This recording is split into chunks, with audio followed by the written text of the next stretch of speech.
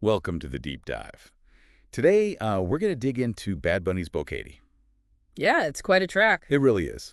We've got the music video transcript plus a couple of analyses breaking it down. Mm, And the goal really is to kind of get inside this song, figure out the core feelings, the regret, but also the resilience, that whole trying to move on thing after a breakup. right. And where do you start? I mean, the first thing that jumps out is just how raw it feels. Totally. That line, lo mejor de nosotros, nadie lo vio, the best of us no one saw.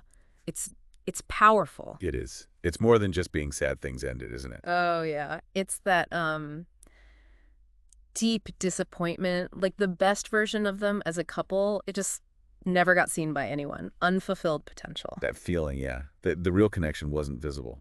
And then he gets specific, right? With the trip. Yeah. Te iba lleva para Maya, take you to Maya. Why do you think that works so well? That specific lost plan. Well, it makes it tangible, doesn't it? It's not just some vague, we had plans. It's a specific place, a specific promise. It becomes a symbol for everything that's now gone, the shared moments, the future they pictured.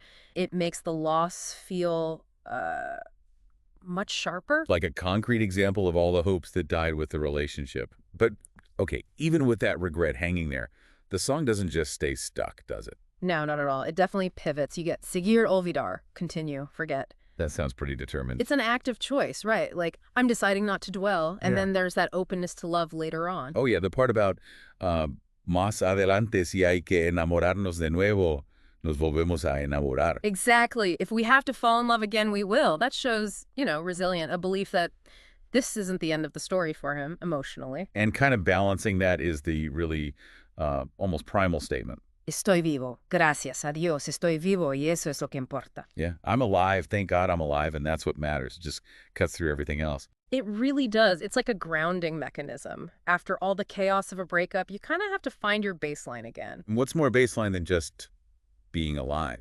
Exactly. It takes the relationship out of the center of his entire well-being, Yeah, it reframes things.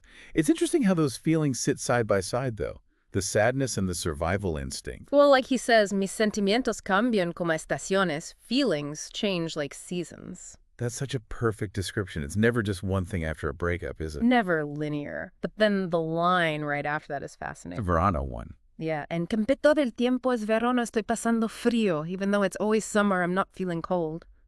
Which sounds contradictory. It does, but I think it points to this inner core of strength. Like, okay, the emotional weather is all over the place, changing like seasons. But fundamentally, there's this baseline warmth this summer that stops him from completely freezing over from the heartbreak. So like an underlying resilience, even when things feel rough on the surface. Okay. Yeah. But it's not all introspection, is it? He definitely looks back at the ex. Oh, for sure. Critically, you get, tú eres lindo, pero te gusta mentir. You are beautiful, but you like to lie. That's blunt. It is. And it captures that complexity again, doesn't it? Acknowledging something positive that looks, but pairing it with a really fundamental flaw, lying. Which is often how we look back, right? Seeing the good and the reasons it didn't work. Exactly. And that flaw seems to lead into his predictions for her future. Right, like, quédate en tu viaje que cuando aterrices nadie va a aplaudir. Stay on your trip. When you land, no one will applaud. Ouch. Yeah, it's pretty cutting. What do you take from that? It sounds like he thinks her whole thing, her trip, is maybe superficial. Or maybe driven by needing validation she won't actually get in the end. Like a lack of real substance waiting for her. I think that's a good reading. It implies a kind of eventual isolation, perhaps. And then he doubles down on that idea later. The regret prediction. Yeah. Un día va a ponerte vieja, va a mirar para atrás y te va a arrepentir lo más real que ha tenido en tu vida, lo dejaste ir. One day you'll get old, look back, and regret it. The most real thing you had in your life, you let it go.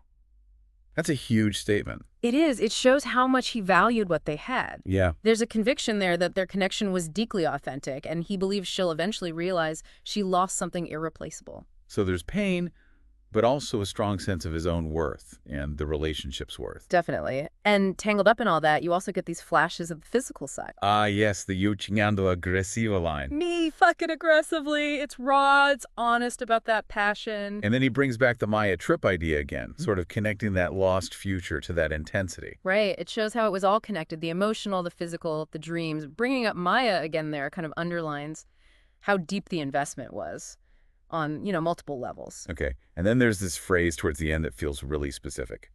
BOKeTE PR. Mm-hmm. Followed by him saying that's why he avoids her, and this is the last thing he'll write for her. A whole PR. This is the last I write. The PR obviously points to Puerto Rico. Right. So what could unBOKeTE, a hole, maybe a wound, mean there? Given the context and the PR link, it probably signifies a deep wound left by the relationship. Maybe something tied specifically to Puerto Rico, a shared place, a cultural connection that's now painful. Like a scar on the map, almost? Could be. And calling it the last thing he writes really emphasizes wanting closure, needing distance from that wound, that BOKeTE. Okay, wow. So stepping back and looking at the whole song, the emotional picture is incredibly mixed, isn't it? Absolutely. You've got the regret, definitely. But also this clear push to move on. There's defiance. Yeah, and sadness under the surface, too. Maybe nostalgia. A bit of everything. It really mirrors how messy breakups actually feel. It's not just one emotion, it's this complex soup of feelings. And that line about the seasons changing, but it always being summer inside, that feels like a central idea, doesn't it? That inner strength. I think so. It's like, despite the emotional chaos, his core self isn't broken by it. There's that resilience, that internal warmth keeping him from, like, total despair. Prevents collapse. And the other key takeaway seems to be that critique, tú eres lindo, pero te gusta mentir, leading to nadie va a aplaudir. Right. It pins the breakdown on her dishonesty, essentially, and predicts a lonely outcome for her because of it. It's a pretty clear judgment. So the regret is mainly about what could have been. Yeah, that lost potential. Lo mejor de nosotros nadie lo vio. That phrase really captures it. And the missed experiences, like Maya.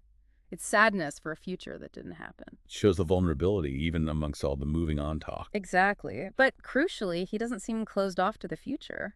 Now, that line about falling in love again, nos volvemos a enamorar, that's quite hopeful, really. It is. It suggests he sees a path forward, that this pain won't stop him from finding happiness again eventually, which is healthy, you know? Yeah. And it all circles back to that bedrock statement. Estoy vivo.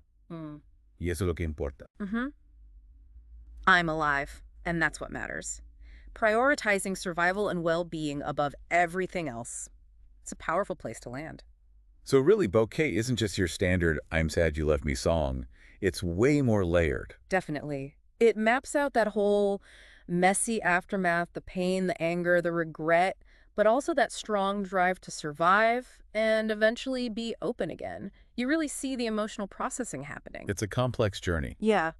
Which kind of leads us to a final thought for you watching or listening. Yeah. When a big relationship ends, how do people actually navigate that mix of looking back with regret, but also needing to find your own strength and move forward? Yeah. Is it always this kind of personal, maybe contradictory journey like in the song? Or are there more universal patterns we all follow? Right. And what kind of BOKeTE, what kind of lasting mark or hole does a breakup leave for different people? Yeah. And how do we all, try to navigate around it or fill it?